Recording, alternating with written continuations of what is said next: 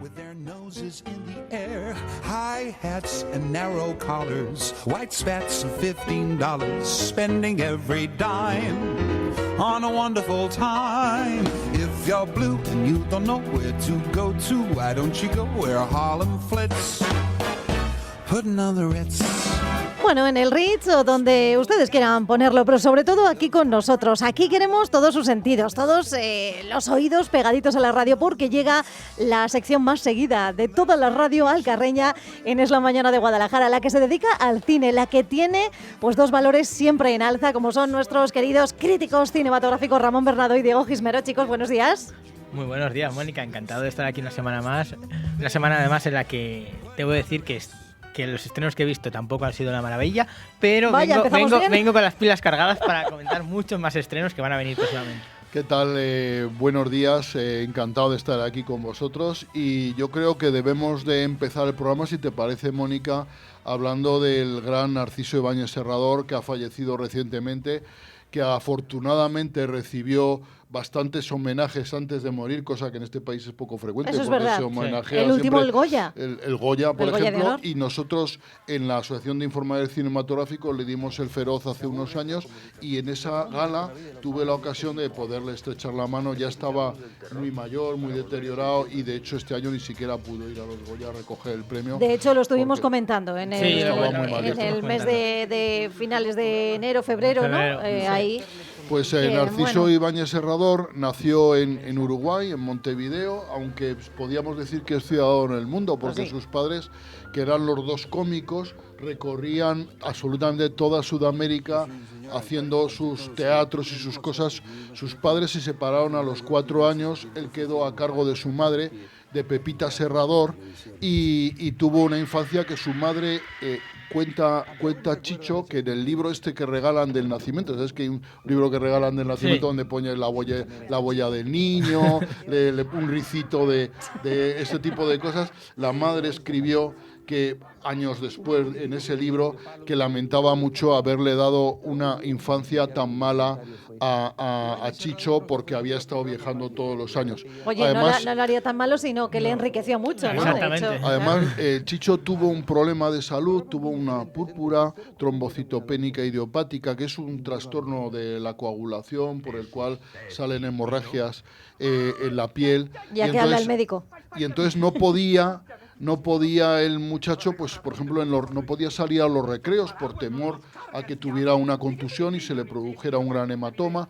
Entonces él llevaba una vida, no salía a jugar a la calle, entonces llevaba una vida en casa, y él lo que hizo durante todos esos años de infancia fue leer muchísimo.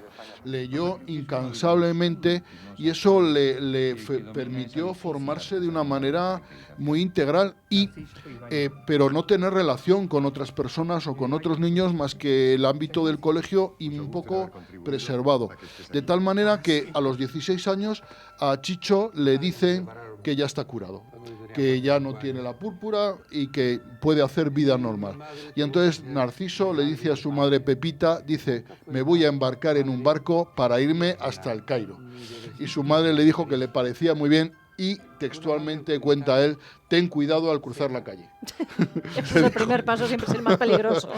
Entonces Chicho se embarca, hablamos, no vivía en España, vivía en Sudamérica, se embarca, llega hasta el Cairo, y en el Cairo desembarca y hace de camarero, de albañil, de cualquier tipo de profesión que se le ocurre, y lleva una vida, pues diríamos, entre bohemia y esclava. ¿Nos llama la atención en alguien que ha pasado su más tierna infancia y juventud encerrado en casa, con un mundo desconocido para él, ¿no? Que se lanzara a él a comérselo a bocados, ¿no? Claro, pues a lo mejor porque llama mucho la atención. El ansia Luego él, su vida profesional la comienza en Sudamérica, concretamente en Argentina, donde rueda pequeños episodios y tal para la televisión, introducido en este ambiente, sobre todo de la mano de su padre, de Narciso Ibáñez Menta.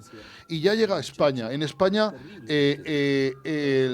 empieza con también pequeños episodios y tal, y ya le proponen rodar una serie que él quiere hacerla a imitación de Hitchcock, que es Historias para no dormir. Y por eso todas las... se ha escrito... Hitchcock Presenta, era la serie de Hitchcock, y él hace siempre, antes de cada capítulo, una presentación en tono humorístico, imitando a Hitchcock, que para él era un gran referente, claro, ¿no?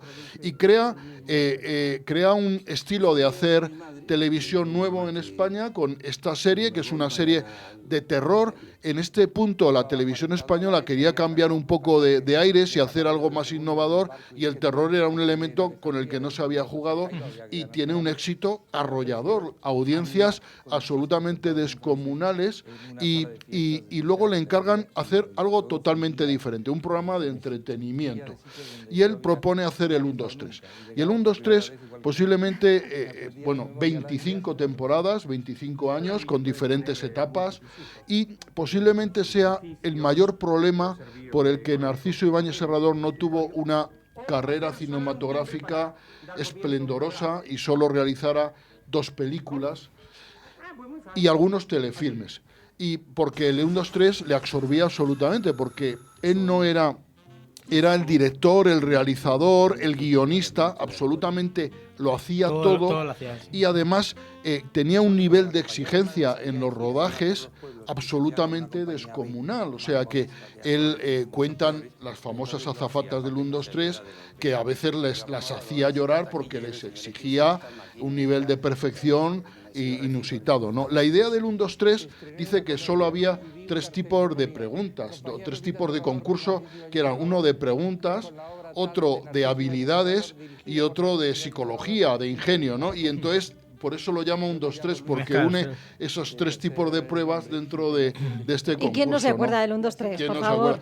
Bueno, los chavales de hoy en día, que igual no saben aquello que es de... En el año 82, el 1, 2, 3 tuvo su máxima audiencia con un programa que tuvo 19,5 millones de espectadores. Cosa que hoy en día no se puede Eso ver. es inimaginable. Teniendo en cuenta que solamente existía la 1 y No, la 2, dos televisiones, que vamos ahí pero- con el 50-50. No, pero piensa que en esa época la televisión, ahora el 100% de los hogares tienen televisión. Y por entonces también, ¿eh? En el Estamos año 82 no sí, andaba vamos, ya tanto. estaba metido totalmente penetrada la televisión en todos los hogares de Y España. Raro pues era ya el que no tenía 19 uno. millones de espectadores, que es su máximo.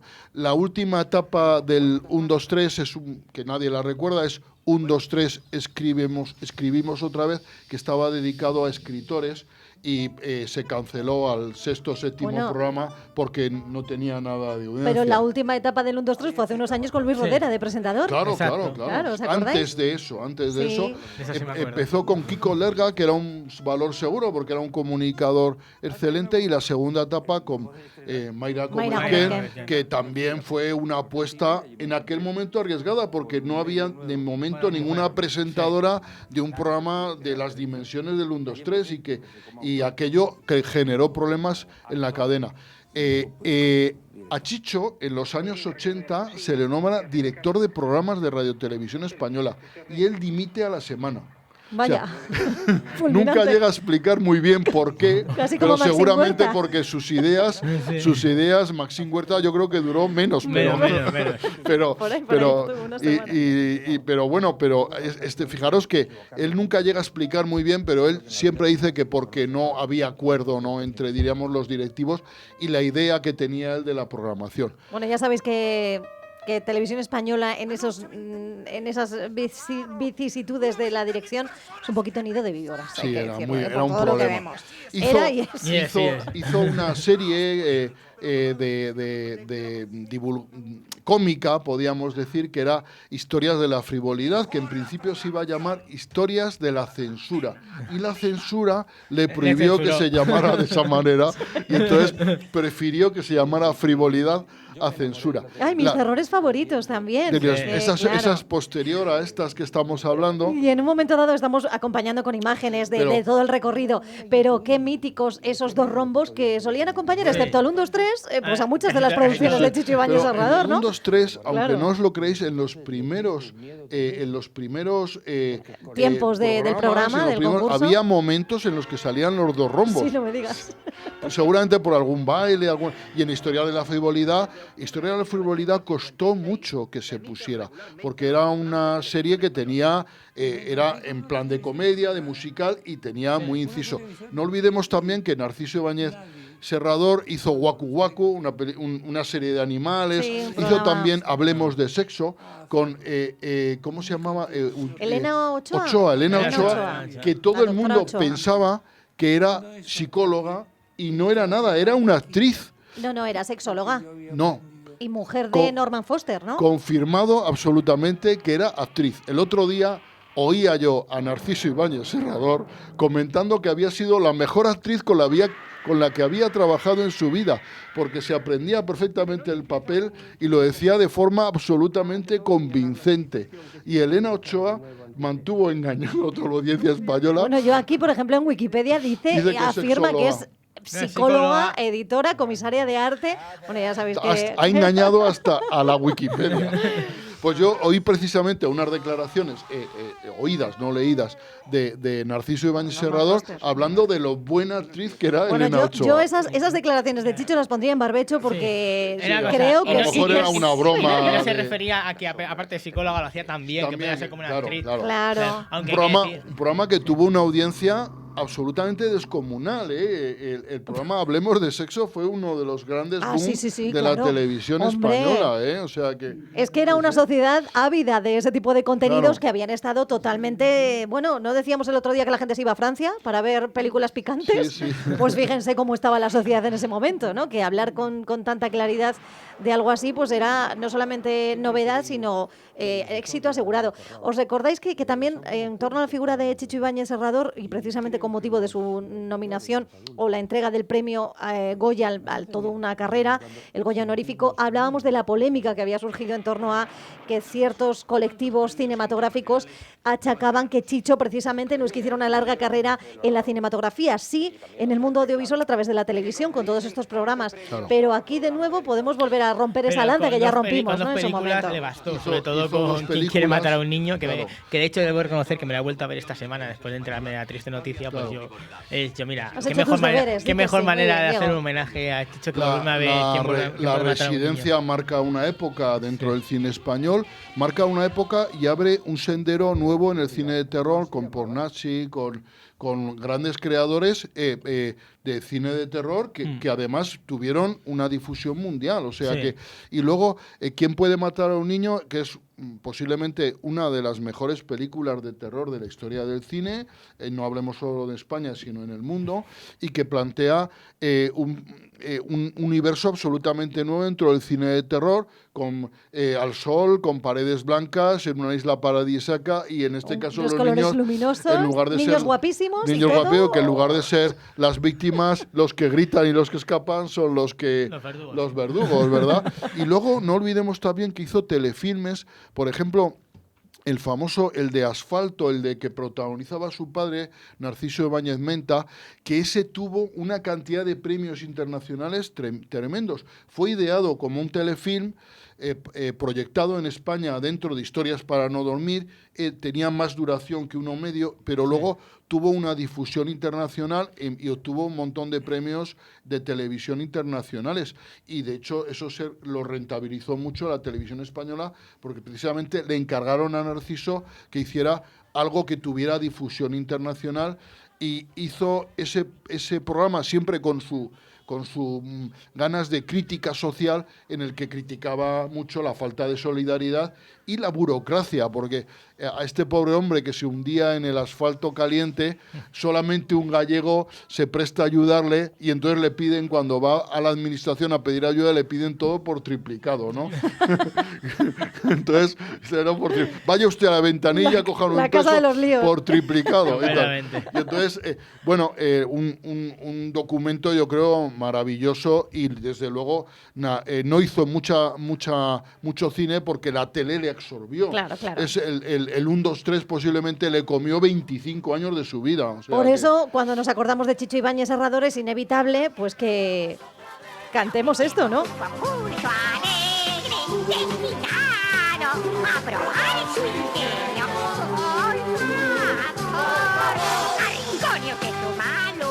rincón y usted su mal humor. La Ruperta, que bueno, adornó muchísimas casas. Yo, de hecho, tengo alguna Ruperta, alguna Botilde, que fue la mascota, digamos, que sustituyó a la Ruperta. Qué gran época. Mira, estos días de atrás, y no tiene mucho que ver, pero sí por la época, leía un meme en las redes sociales que decía... un bocata delante de la tele viendo Barrio Sésamo. No te digo que me lo mejores, solo igualamelo. Pues lo mismo podía ser, ¿no? Recordar un poco el 1, 2, 3 y todas esas noches, ¿no? Que pasábamos en familia, ver la tele en familia, que eso era lo que propició también, yo creo que Chicho con este tipo de programaciones. En fin, bueno, se ha ido un grande como es, pero como siempre solemos decir, ahí están sus producciones para que podamos seguir viéndolas una y otra vez y las nuevas generaciones también sepan que fue este hombre que nos ha dejado un gran legado televisivo y también cinematográfico.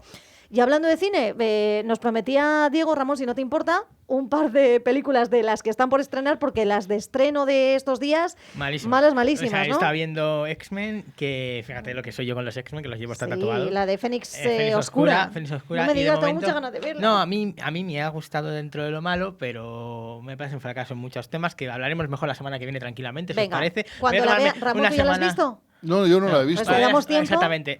La veis los otros dos y la hablamos. He perdido mucho el interés por verla después de este comentario. No, pero habrá que hacerlo. A mí como película basada en Jessica Chastain y en Sophie Turner. Sophie Turner está muy bien con Bellardo, pero en general como película de superhéroes de X-Men deja que desear. Pero bueno, vamos a lo que vamos a hablar de buenas películas. ¿Y qué os parece si hablamos de una que creo que tú también la has visto, que es El vendedor de tabaco? Creo que has tenido la oportunidad de verlo tú también, Ramón. Y debo decir que a mí esta película me ha gustado. Es una película austriaca, que ocurre justamente en los años en los que Austria se anexionó al imperio nazi. Decir que la película en sí trata de un joven que tras la muerte de su padre se va a vivir a Viena para trabajar en un estanco, para aprender el oficio de estanquero. Y bueno, un poco las vivencias que tiene este joven dentro de este establecimiento, en el cual además conoce a Sigmund Freud. Tiene la oportunidad de conocer a Sigmund Freud, con el que compraba puros, ¿verdad? En ese estanco y tal. Con el que tiene una oportunidad de hablar, de charlar, de contar un poco cómo es la vida, cómo ver la vida. Y decirle que estaba enamorado de su padre o de su madre, ¿no? Al mismo tiempo. No, realmente... Algo de psicología habrá, ¿eh? Sí, bueno, tiene lo que pasa en la película, tiene unas escenas oníricas, de los sueños de él, que a mí me entusiasman y a la vez me aterrorizan, porque... siempre soñaba con el agua, con estancos, con ahogarse bajo el agua. Tiene una obsesión muy rara con el agua este chico, ¿verdad? Bueno, cada uno le da por una cosa. Bueno, yo creo que es el relato desde un punto de vista cercano de la época entre guerras en Austria, ¿no? Sí. De la época nazi, ¿no? Y de cómo había que sumergirse en ese mundo nazi, si no estaba destinado a desaparecer físicamente, ¿no? Entonces yo creo que este muchacho aprende a ser un héroe, ¿no? Aprende dentro de su modestia, y a mí el relato cercano en primera persona, que olvida un poco grandes avatares de la historia, sino que lo cuenta desde el punto de vista más doméstico, a mí me gusta mucho, la verdad. Es una película que me ha parecido... Visualmente tiene bastante encanto, una fotografía... Me recuerda mucho preciosa. a La ladrona de libros, la fotografía, un poco el tratamiento. Bueno, sí, aparte no es de la primera época. en recordar, en mencionar ese parecido, ¿no? Sí. Tiene ese toque. Y La ladrona de libros a mí me gustó mucho. Y esta, ¿ves? Digo, seguro que tiene la pinta de estar basada también en una novela. Una novela, sí. Ahí está, es una historia que, bueno, pues oye, nos lleva unos años oscuros, pero tratados, al menos en la pantalla, tal y como se ve, de una manera agradable, ¿no? Por Sí. eso la crítica es buena, la que estáis haciendo. Sí, es muy positiva. Yo considero que es una película muy recomendable. Una película que aparte no se me hizo para nada larga, son casi 2 horas de película, pero no se me hizo larga. Una película además que ya solo el conocer un poco a este Freud que nos interpreta en esta película. Bruno Gantz, que en otras ocasiones ha hecho del propio Hitler. Exactamente, también. Con el hundimiento, ¿no? Que ha cambiado un poco su registro al otro lado. haciendo de un Freud que tiene que huir de Austria. Sí. Decir que a mí me ha encantado su interpretación. La verdad, es un hombre que además es que ha sido su última interpretación, si no recuerdo mal, porque creo que ha fallecido, ¿verdad? Sí, pues no lo sé, la verdad es que ahí me pillas. Creo que sí que ha fallecido. Pero bueno, pues es un buen homenaje. Esperemos que haya fallecido, porque si no hemos metido la pata bien metida. Bueno, si no, no pasa nada. Esto es como cuando sueñas que matas a alguien. El próximo episodio, ¿no? Le alargamos la vida. Si le hemos matado desde tiempo, es que le estamos alargando la vida. Bueno, pues el vendedor de tabaco, que se quede solo en el título, que lo del tabaco tenemos en aquí un alemán es médico. de Traficant. Claro, porque si que la has visto en versión original como yo, sí. pues efectivamente el que vende tabaco ahí se llama traficante. Bueno, pues nada, el traficante tiene buenas críticas y está ya en cartel, se estrena próximamente. Se estrena, no, esta ya está. Se estrena esta semana vale. ya. Y es la próxima de la que vamos a hablar, que se llama La Biblioteca de los Libros Rechazados, la que precisamente se estrena este próximo viernes, día 14, ¿no? Esta se estrena este próximo viernes y se trata de una película francesa, una película que ya diciendo ya me francesa, extrañaba ya... a mí, digo, que no hubiera nada francés, en todo este día. Llevaba muchos puede días sin nada francés, no puede ser esto, no puede ser. 7 días. Por eso, muchos días sin hablar de cine francés. Nada, decir que el director es Rémy Besançon, no sé muy bien si lo he pronunciado bien o mal, lo siento, que soy muy malo por los nombres. Construye en este caso una investigación literaria. Se trata de una joven editora que encuentra un libro en una biblioteca de libros rechazados y decide publicar este libro. Y resulta que al nombre de quien está el libro se trata de un pixero que había fallecido unos años antes y que es raro, hasta la mujer, a todo el mundo le parece raro que ese hombre que no tenía cultura en sí hubiese escrito un libro con referencias a poesía clásica y referencias a temas cultos, Claro. comparado con su nivel.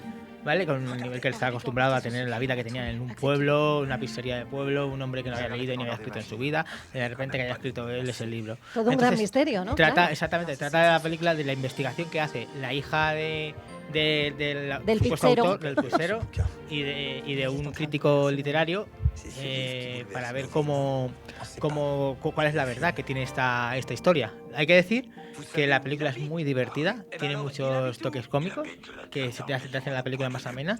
Es verdad que no es el típico drama, no se toma en serio, o sea, es una película que está para lo que está, para descubrir si un libro es real o no es real, o se lo han inventado todo. Y entonces que en sí el Fabrice Luchini, o como se diga, que es muy malo para el nombre, Luchini hace un papel increíble, sigue estando fenomenal, es un hombre que a mí siempre me ha gustado su interpretación, pero que en esta película no me ha disgustado para nada, al revés, creo que se mantiene muy bien la línea. Y, en fin, decir que quien quiera ver una película divertida, y aunque sé que es francesa, hay gente que al cine francés le echa para atrás, es decir que olvidaos de que es francesa y ir a verla, que está muy divertida. Que si la habéis doblada nos vais a enterar de que es francesa. O igual sí, porque el tono y ese toque frenchy, pues está siempre ahí presente. Bueno, pues este es cine del que está por venir, en concreto este próximo viernes, pero hay otro tipo de cine que está por venir en los próximos meses. ¿Y saben quién tiene la clave de todo ello? Pues ni más ni menos que nuestro experto en la materia, Ramón Bernado, que ha estado en Tudela informándose de todo eso, lo que está por venir en el cine, en la tele, en ese, no sé si llamarlo certamen, festival, simposio, al que ya has acudido en alguna que otra ocasión, ¿no, Ramón? Sí, es lo que viene, ¿no? Que es efectivamente todas estas tres cosas que has dicho, lo has dicho muy bien, y en el que es un contacto entre la prensa cinematográfica organizada por la Asociación de Informadores Cinematográficos de España y un poco presentar que las productoras españolas presenten sus nuevos proyectos para esta nueva temporada, sus nuevos proyectos a nivel de series y a nivel de películas, y además disfrutamos de mesas redondas, de masterclass, y la verdad es que ha sido muy entretenido y muy didáctico.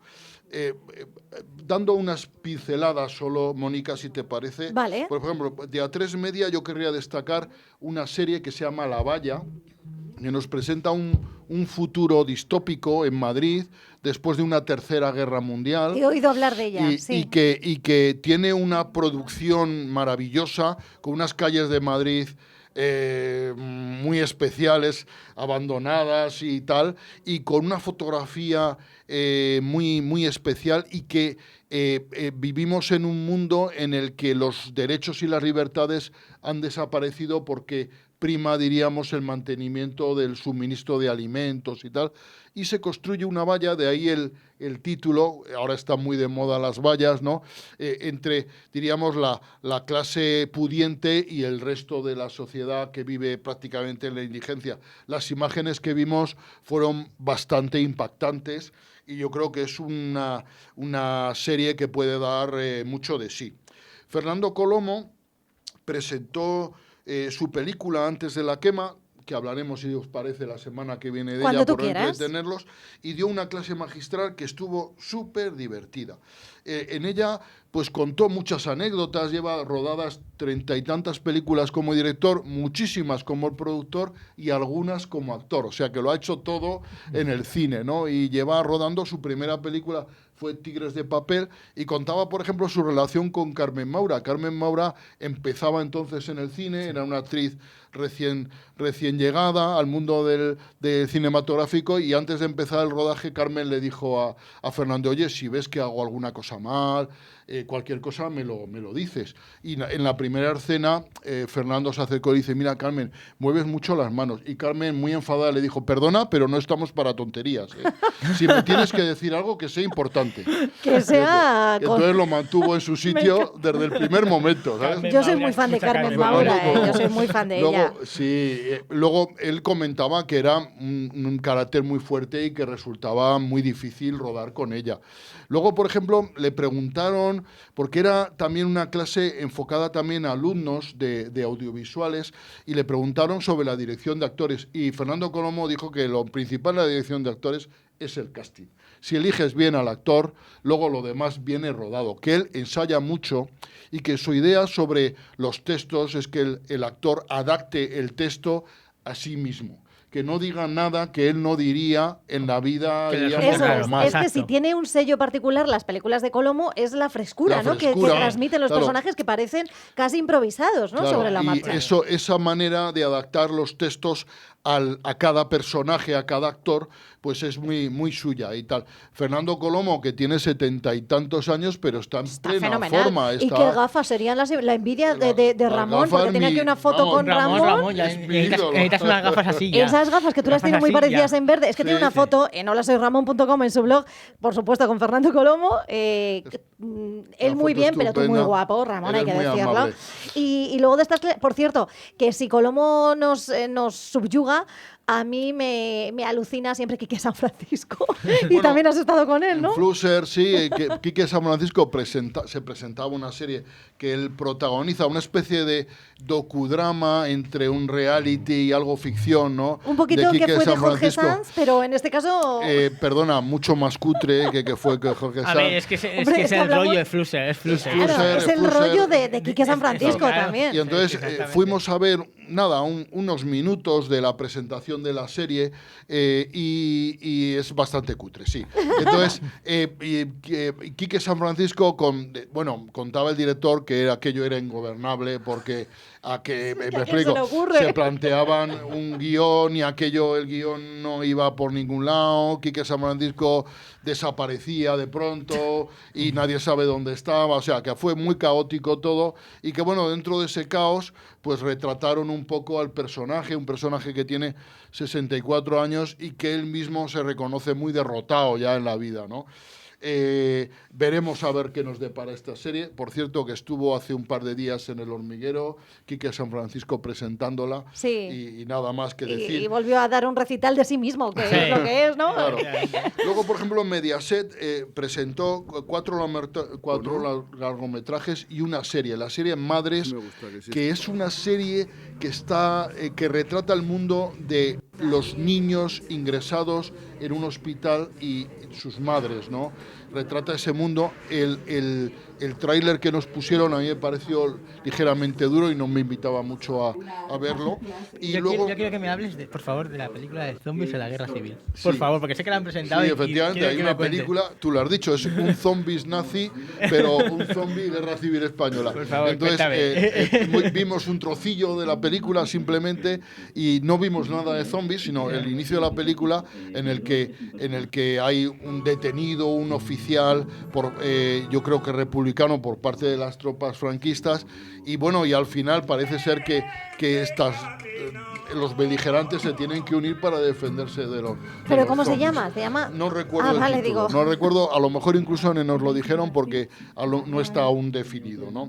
Oye, perdóname que haga yo otro inciso, porque es que voy pasando y voy repasando contigo en este blog y no hago nada más que ver al sabio de Tafalla, como bien siempre le denomina Ramón, a Manu Zapata de los Lobos de Boom, ¿no? Claro, que no se pierde tampoco nunca es amigo nuestro, coincidimos con él en este certamen el año pasado, y a Manu Zapata lo conocía yo antes de estar en Boom, pues por pases de prensa, está en todos pases de prensa y tal, también. Y él escribe para el Diario de Navarra en Pamplona, y entonces viene a este certamen y bueno, pues estuvimos todo el tiempo con él compartiendo experiencias, y entonces es un personaje, Manu, absolutamente famoso, pero además me impresiona el éxito que tiene entre los niños, porque por la calle las madres con los niños, oye, Pica, mi hijo es muy seguidor tuyo, bueno, podías firmarle un autógrafo y tal, y bueno, y por ejemplo, en alguna ocasión que íbamos con prisa, pues es que a él se quedaba atrás porque ay, Manu, por favor, y tal, o sea que una auténtica él vive en las dos partes, él está en la parte de la platea asistiendo en teoría a todos estos charlas y masterclasses de gente que tienen reverencia por parte del público, y resulta que él mismo también despierta esas pasiones, es un personaje, ¿no? Entonces, bueno, pues muy interesante. Mira, quería hablaros alguna cosilla más. Por ejemplo, hubo una mesa, María Sereseski, ya sabéis, la directora de La Puerta Abierta, que es una película excelentísima.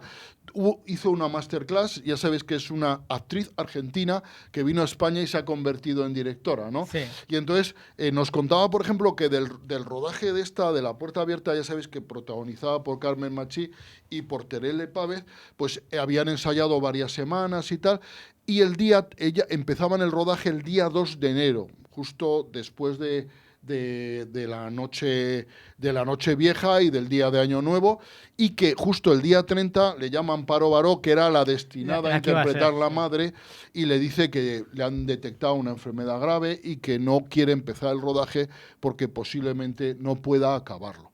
Y entonces, claro, Marina Sereseski pues dice, oye, esto no podemos hacer el rodaje. Y dice, no te preocupes, yo te busco sustituta. Llama a Terele Pávez, y Terele Pávez, que se atrevía con todo, va y le dice que sí.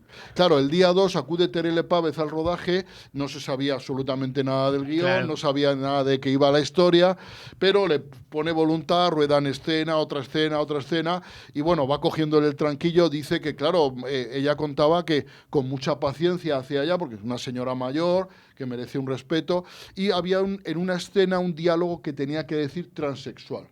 Y ella decía cualquier cosa menos transexual, decía marciano, decía cualquier cosa, pero no acertaba con transexual. Después de rodarla 20 veces, decidieron dejar lo que había dicho en una de las veces y arreglado. No hubo remedio y arreglado. Y fue duro porque justo el personaje de Terele Pávez, de Amparo Baró en su origen, fallece. Y hay unas escenas en el tanatorio, y es justo el día que Amparo Baró había fallecido. Eso me lo contó también ella. Entonces fue aquello una cosa bastante terrible, una experiencia dura, pero consiguieron acabar el rodaje, y efectivamente, si hubiera empezado Amparo Baró, no hubiera podido acabar. No hubiera podido acabar, no, desde luego. Oye, Ramón, es que nos quedan unos segundos, pero sé que quedan muchas cosas en el tintero. ¿Te parece que hagamos capítulo 1 de lo que viene y la próxima semana seguimos hablando? Porque como es lo que viene, quiero decir que hay recorrido. Sí, porque además hay muchas cosas curiosas, muchas anécdotas que contar, y yo creo que hay es que ahí donde yo me quiero quedar. Elementos muy... En la amiga, en lo que solamente se ha vivido allí en este tipo de ambientes, y que tú, bueno, pues para eso eres nuestro corresponsal allá donde hay. Muy amable. Claro, y os hablaré de los agapes con los que nos han obsequiado también. Venga, también, claro. Cogollos de Tudela, digamos, buena verdurita. Pues oye, hablando del cine de lo que viene y sumándolo a las películas de las que ya nos ha hablado Diego, recordad que también tenemos una nueva entrega de los Men in Black. Veremos a ver qué es lo que nos da de sí. No aparece Will Smith, porque ya ha tenido bastante con el genio de la lámpara de Aladdin, pero con él nos vamos a quedar. Pero aparecen dos extraterrestres, ¿no? En esa protagonizando dos marcianos, dos transexuales. No, perdona. Bueno, chicos, que eso, que me va a dar mucha penita dejarlo aquí, pero así ponemos el punto suspensivo en el aire y lo retomamos en 7 días. Venga. Muchas gracias, Mónica. Gracias y buen cine. Bright light, intercept tight, camera zoom on the impending doom. But then like boom, black suits fill the room up with the quickness, talk with the witnesses, hypnotize up.